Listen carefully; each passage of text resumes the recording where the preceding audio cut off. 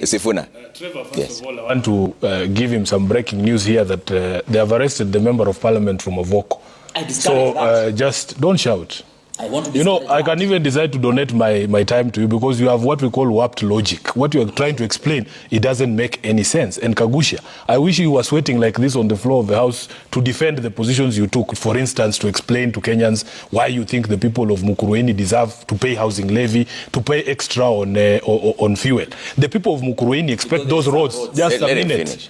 Let him finish. The people of Mukurweini expect those roads because they already were paying taxes. What they are protesting is extra taxation at a time when they are finding it difficult to survive. You are saying you are surviving, but the people of Mukurweini are not surviving. They are barely hanging on. If you had listened to those people, in fact, today, if you run a poll in Mukurweini, ask them if they want to eat or they want to see that road you are talking about and bring us the results. Number two, Trevor, we have public record here. When we spoke about the additional resources to the counties, we know where that money was coming from because in that same bill, the additional money that was going to central government, by the way, for roles that actually devolved, was 360 billion shillings, additional from the money that they received last year of almost 2 trillion shillings. What we were asking for is less than 10% of that 360. We are asking only for an additional 22 billion shillings from the share that was going to the national government. In this particular finance bill, the National Assembly added the counties only 15 billion shillings, at the same time adding the national government 360 billion shillings. We in Azimio thought that that was unjustifiable, and that is why we were hoping that Khalwale would have the balls to vote for money for people of Kakamega. But he doesn't have them. Number three, the case that is in court, Trevor, by Senator Omtata, is actually challenging the legality of a law. And if the court finds that the law is illegal or unconstitutional, the entire bill will collapse, Khalwale. That is how this thing works. Number three, there is a Latin saying, when they teach you law, I am sure one of your children should be a lawyer. I suspect that one of them must have found themselves into the legal profession. So, because you deal with quantities, it is a matter of probability. I am sure some of them have ended up in the legal profession just by the fact of the numbers you are putting out. Inevitably, one of them must be a lawyer. They will tell you there is something called there is a Latin saying.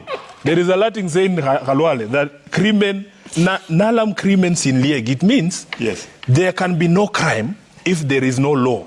Criminal law is so specific that it has to prescribe the act and the punishment.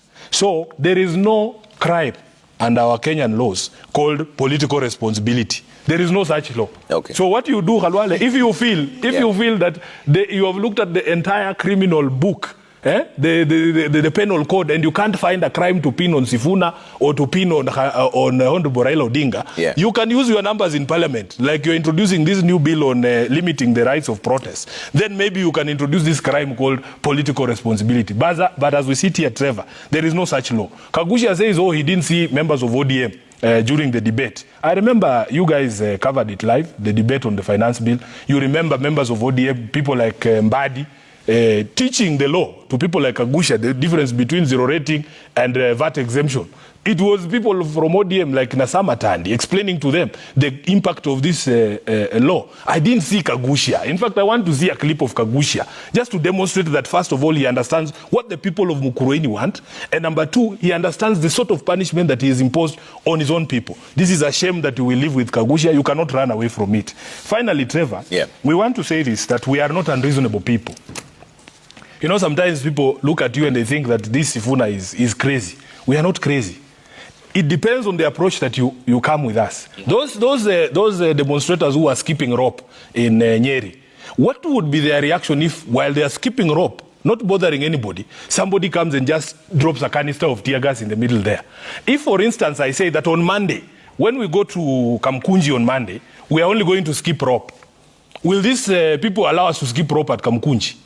That is the question. What is this one ingredient that was missing in Siaya, that was missing in Meru, that was missing in Nyeri? What is that ingredient? It is the absence of police action.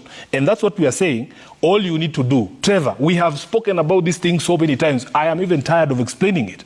All you need to do, allow 1 day of zero police interference in peaceful protest and see a different result here in Nairobi. We have done it before. Okay. When we came to swear in Raila Odinga, when he ran away, him and Musalia were cowering somewhere, maybe in one of their homes. He has told us he doesn't have houses, he has homes. So I don't know which one they chose to hide under. Boss, we finished that swearing in. People left and went home. Not a single stone was thrown. Not a single business was destroyed. And people went home because we understand that right. Okay. When you say you should not be armed, nobody comes from home with stones. Nobody comes from home with stones and says, oh, now I'm armed, I'm going to destroy a house. I am going to throw stones at the police. We come to the streets like this. You have seen us, Trevor. You have been there. I walk into the streets of Nairobi like this from the front. I have been tear gas just walking on the road with members of parliament. There is a day we walked from the National Assembly side to the office of the Deputy President. We wanted to say hi to him and give him a petition containing the issues of the people, because that is what the law allows. I was tear gas there, and these things are known. They are there. What crime had I committed? I was armed with a people's petition. So what we are saying is this. We are tired of being mischaracterized, and we're no longer going to defend ourselves. You can call us all these names because you have called us all these names for years. ODM is violent, so and so. And we have seen even confessions from people from within their ranks, like one time when Mike Sonko confessed that these are the things they used to do to paint ODM as a violent party. They would hire old cars and go and burn them on Gong Road. Then they say, oh, destruction of property. We will protect life and limb. And we have said these people, they just talk because they know they'll stand behind the police. These people like in a Gachagua, I really want to meet this Gachagua man, just him and me. We see this bravado that he has. Where does he get it from? Where does he get it from? We leave all our police protectors behind and just have a conversation with him.